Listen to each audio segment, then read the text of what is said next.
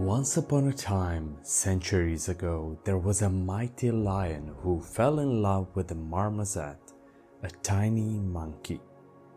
Although their love was deep, they were a mismatched pair. The lion, so much larger and more powerful, knew that they could never truly be together. He was determined to overcome this, so the lion made the ultimate sacrifice. He asked Buddha to shrink him down. The mighty Buddha granted the lion's wish, taking away his size but leaving him his courage, loyalty, and mighty heart.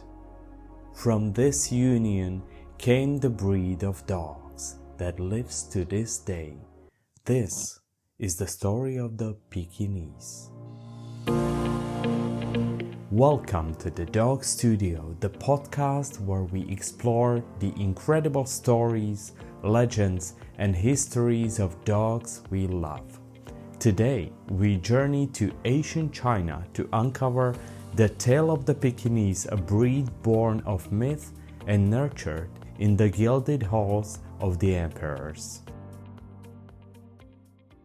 Though the story of the lion and the marmoset is a fable, it reflects the reverence ancient China held for this remarkable breed. The Pekingese, often called the lion dog, was not just a pet. It was a symbol of power, divinity, and protection. The Pekingese was a favorite breed, or type of a dog, of the Dowager Empress Cixi, one of the most powerful women in the Chinese history. According to the records, the Empress particularly liked 3 types of dogs, and she was breeding them for years. One of them was short-coated, the second one was long-coated with long coat covering the whole face and body, and the third one had long coat but a smooth face. These, of course, are the breeds we know today as Pugs, Shih Tzus, and the last one is the Pekingese. All of these dogs had distinct features that separated them from each other, and according to historical records, the breeding of these types of dogs was strictly separate. They were never bred together.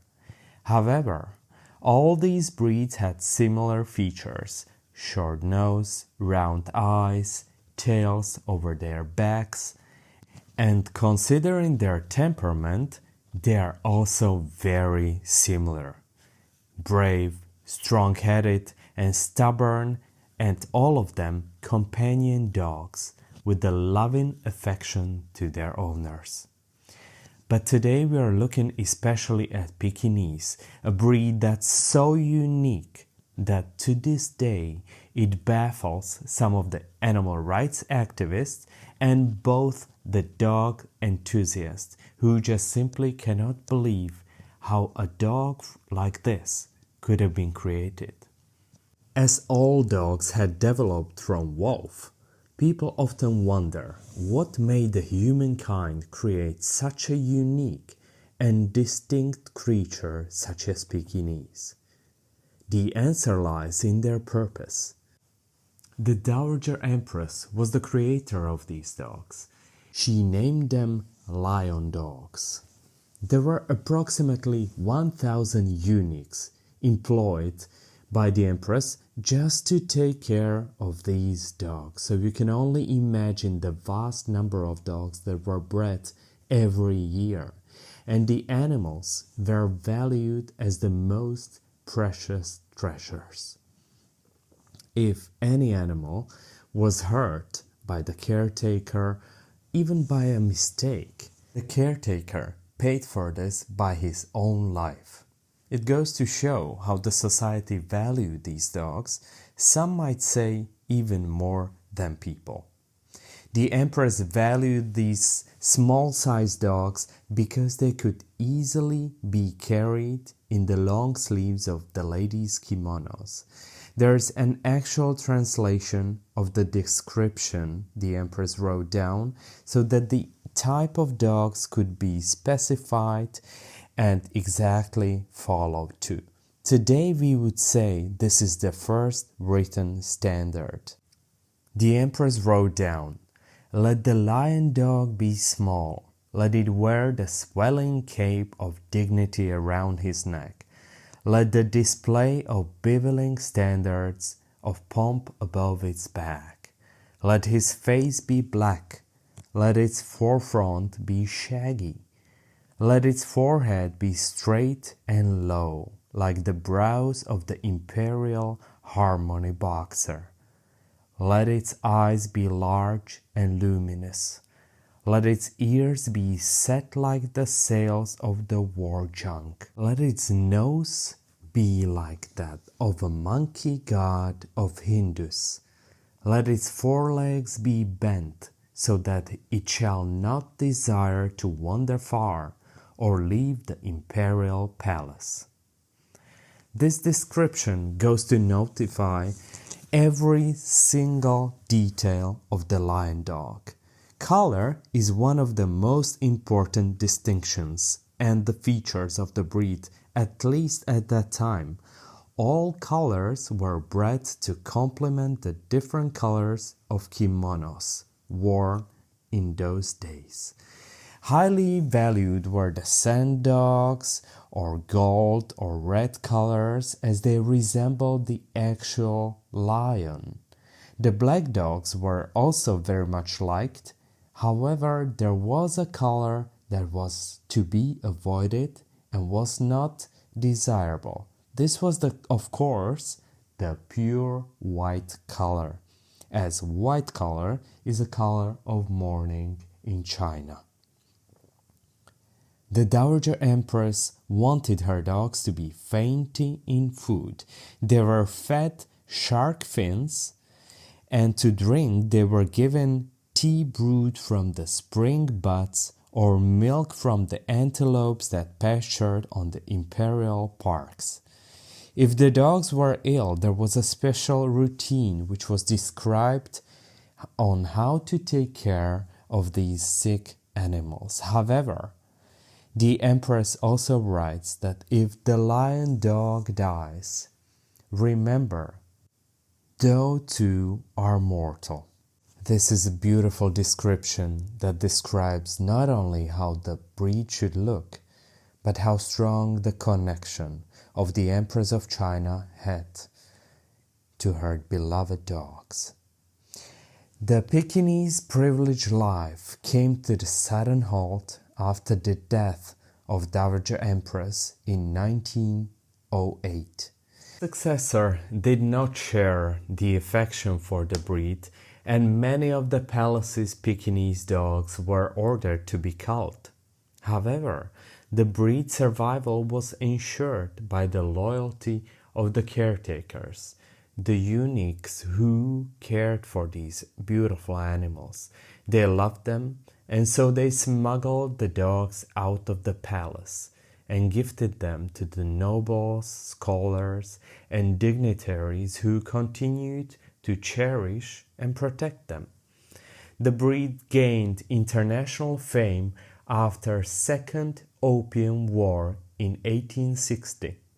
This was the time when British troops looted the summer palace of China. Among the treasures they discovered were 5 Pekingese dogs described as, quote, small lion-like creatures. And it's believed that all the Pekingese we know today can be traced back to these 5 dogs.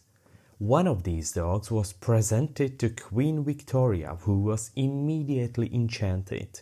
She named her new companion Luti, the circumstances of his discovery, and soon the Pekingese became a symbol of status and refinement in Europe. By this time, the Pekingese were often called Fu dogs, as though they were resembling the stone lion statues that guarded the temples of China. Their role as protectors of the imperial family was both symbolic and practical. The Chinese and Buddhists admired lions and referred to them as kings of animals. However, the lion, as the animal, has never lived in China. But we shall talk more about this in the future episodes. By the early 20th century, the Pekingese became a status symbol among the European and American elites. Hollywood royalty, including Elizabeth Taylor, adored this breed, and it frequently appeared in portraits of high society.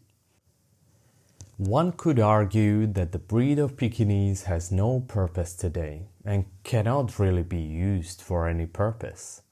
They are definitely impossible to herd or hunt with. The breed's sole purpose was to be a companion.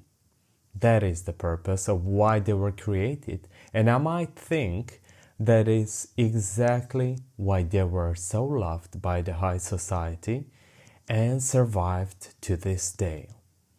While some smaller dogs in the past were bred down from larger spaniels or hunting dogs, the Pekingese had never had any other purpose other than look and act like a royalty. They have a strong soul and character.